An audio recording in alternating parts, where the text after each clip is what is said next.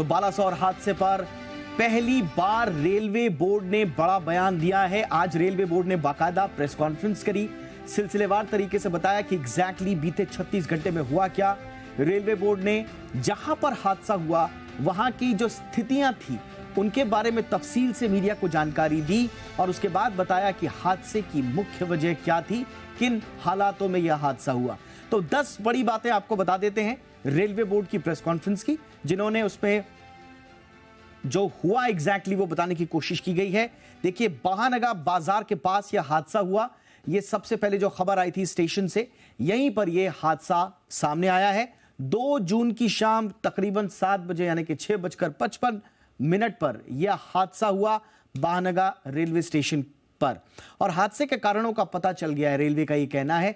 लेकिन रेलवे ने इस बात से साफ इनकार किया है कि 3 ट्रेनें आपस में टकराई हैं। ऐसा कुछ नहीं हुआ। हादसे के वक्त 2 ट्रेनें खड़ी थी, मालगाड़ी खड़ी थी और वहां से ट्रेनों की आवाजाही हो रही थी। कोई ट्रेन ओवर स्पीड में नहीं थी, यह भी रेलवे का साफ तौर पर कहना है। साथ ही साथ जो गड़बड़ी पाई गई है वो सिग्नलिंग की जांच, जो सिग्नलिंग थी उसमें गड़बड़ी पाई गई है। यशवंतपुर एक्सप्रेस के 2 डिब्बे डीरेल हुए, ये साफ तौर पर कहना था। तो एग्जैक्टली क्या हुआ हम आपको ये भी बताएंगे आगे, लेकिन पहले जरा मोटी बातें समझ लीजिए। हादसे के बाद डिब्बे बिखरे, सिर्फ कोरोमंडल एक्सप्रेस ही हादसे का शिकार हुई। अब जरा इसको तफसील से आपको बताते हैं। देखिए, रेलवे का ये कहना है कि कोरोमंडल एक्सप्रेस वे जो है वो अपने मेन लाइन से जा रही थी और वो किसी वजह से लूप लाइन में चली गई। लूप लाइन में ऑलरेडी लॉ अयस्क आयरन ओर से भरी हुई एक मालगाड़ी वहां पर खड़ी थी और कोरोमंडल एक्सप्रेस ने पीछे से, फ्रॉम द रेयर साइड, पीछे से इस मालवाहक गाड़ी को टक्कर मारी है। अब चूंकि इस मालवाहक गाड़ी में आयरन ओर भरा हुआ था, गाड़ी खचाखच भरी हुई थी लौह अयस्क से, इसलिए इस गाड़ी को कोई नुकसान नहीं पहुंचा जो मालगाड़ी वहां पर खड़ी थी। लेकिन पीछे से जो कोरोमंडल जो एक्सप्रेस आई, उसने पीछे से जब इस मालगाड़ी को टक्कर मारी तो सारा का सारा इंपैक्ट जो है वो आया कोरोमंडल एक्सप्रेस के ऊपर और उसके शुरुआत के कई डब्बे पटरी से उतर गए। और उनका साफ तौर पर यह भी कहना था कि वो एक तरह से टॉस होगी, वो ट्रेन बहुत बुरी तरह से उछल गई।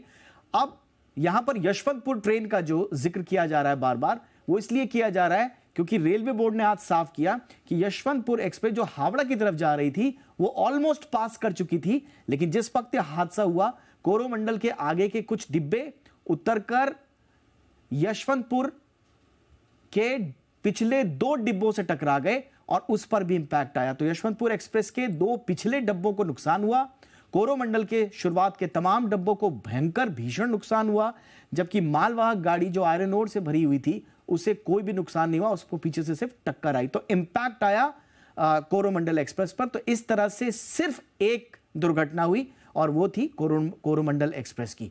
अब यहां पर कुछ अपडेट भी आ रहे हैं। अपडेट ये भी आ रहे हैं कि रेलवे ने सैबोटाज से भी इनकार नहीं किया है। रेलवे का साफ तौर पर कहना है कि इसके पीछे क्या कोई जानबूझकर लापरवाही हुई है, इस पर भी जांच जारी है, इस बात से इनकार नहीं किया जा सकता। सैबोटाज आपको बता दें, रेलवे का एक टेक्निकल टर्म है। इसके मुताबिक ऐसा कोई मानवीय चूक जिसमें इंसान को यह पता हो कि उसके ऐसा करने से बड़ा हादसा हो सकता है, नुकसान की आशंका हो सकती है, फिर भी उसे अंजाम दिया जाता है, इस टर्म को सैबोटाज कहते हैं। और यह सैबोटाज हो सकता है, इससे अभी इनकार नहीं किया है। कारण क्या है यह बाद में पता चलेगा, क्योंकि सिग्नलिंग के लिए जो इलेक्ट्रॉनिक सिग्नलिंग की बात की जा रही थी जिसकी वजह से यह पूरा हादसा हुआ, अब यह सिग्नलिंग का प्रॉब्लम कहां से आया? यह क्या सिस्टम में गड़बड़ी थी, सॉफ्टवेयर में कोई गड़बड़ी थी, प्रोसेसर में कोई गड़बड़ी थी, या फिर यह किसी इंसान के हस्तक्षेप के बाद यह लापरवाही हुई या जानबूझकर इसे किया गया? अभी इसके बारे में कोई स्थिति स्पष्ट नहीं हुई है। लेकिन यह तय है कि कोरोमंडल एक्सप्रेस ही हादसे का शिकार हुई, जो सीधा सीधा टकराई। बगल में जाती हुई जो यशवंतपुर एक्सप्रेस है वो ऑलमोस्ट निकल चुकी थी, उसके 2 डब्बों पे आखिरी में टक्कर लगी और वो फिर उसका हादसे का शिकार हुई। तो ये थ्योरी जो कहा जा रहा था कि मालगाड़ी, यशवंतपुर एक्सप्रेस और कोरोमंडल एक्सप्रेस ये तीनों आपस में टकरा गई, ऐसा कुछ नहीं हुआ, ये साफ तौर पर इनकार किया है। और